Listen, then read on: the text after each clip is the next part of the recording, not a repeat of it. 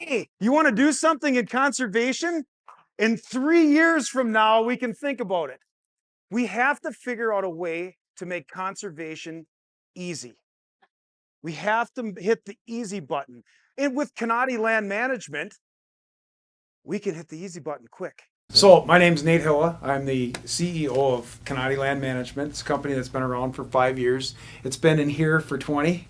So finally, a few years ago, I decided to start a private conservation company and have fantastic partners. I've got a couple business partners that operate it with me. So we're a full-blown one-stop conservation company where we do everything from strategic planning to doing social media development for soil and water districts in the state of Minnesota.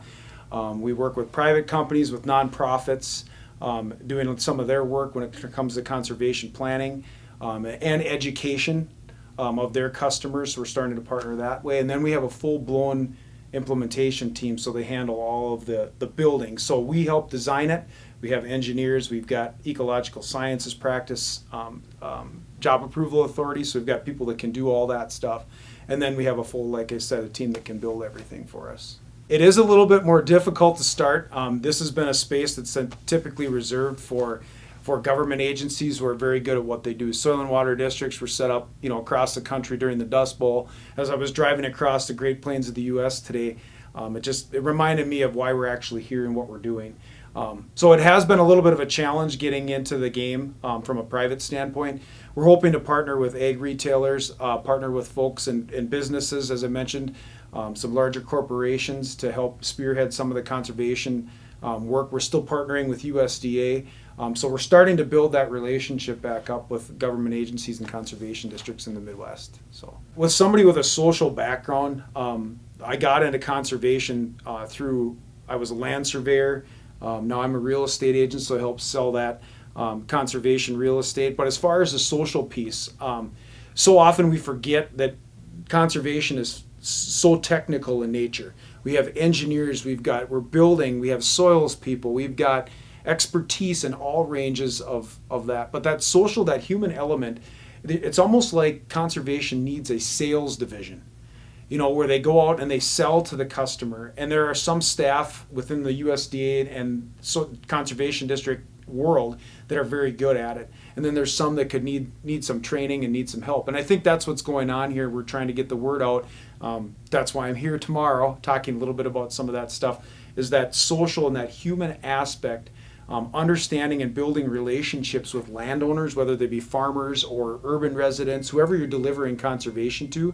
I think just in general, understanding that human piece. What does the customer need? Why do they need it? And then having them call you, send you a text message. The title of the presentation tomorrow is Harmonizing Conservation and the Power of Partnerships. And I think just finding a way to build that piece out. And again, going back to what we talked about earlier, just establishing that human connection. So one of the main focuses tomorrow is going to be about building the relationship.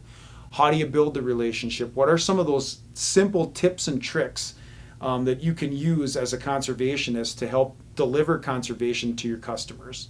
I'm also going to talk about some non-traditional partnerships that you may not have thought of or that you may have thought of. There's a lot of organizations out there that, that when you start looking at who we partnered with 20 years ago versus who we partner with today, there's a lot more folks that are out there. The other thing I'm going to talk about tomorrow is the basics of conservation planning. I think there's in the United States right now, there's a push. The National Conservation Planning Partnership is really a push. The NCPP, of course, it has to have an acronym because it's in the government.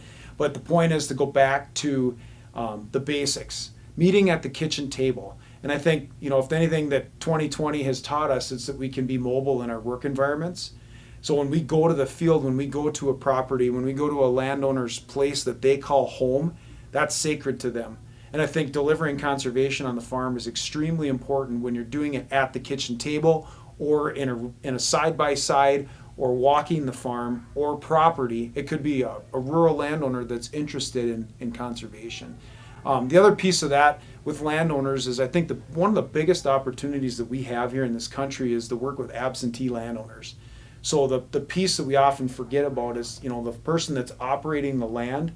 But what about the people that inherit the land? Or what about the widow that doesn't know what to do with the land after their partner is gone? I think the best opportunity we have for education is to help educate those people, the people that have jobs at maybe St. Louis, Kansas City, Minneapolis, Dallas, but they inherited the farm back home in Kansas, or in my case in Minnesota. So working with them to help understand what's out there, I think is a great avenue for somebody like us. So the benefit that we have is that we can go outside of those boundaries. And if we're a crop group or an egg retailer, we don't just work with our growers, we work with everybody. We're kind of that middle person in between the grower or the producer or the landowner and their resource specialist. So we're kind of that sales rep for landowners in general. So to answer your question about the government piece, what made me think about this, it's just a lack of restriction in how we can deliver. So I've had several jobs. I've been a teacher, I've been a land surveyor, I've been a real estate agent. I've been an engineer, so I've designed conservation practices for 15 plus years. All of those things have led me to where we're at today. It's not that I couldn't hold a job; it's that I didn't really find out where I belonged until now. The place where I started and got all my training, they're fabulous.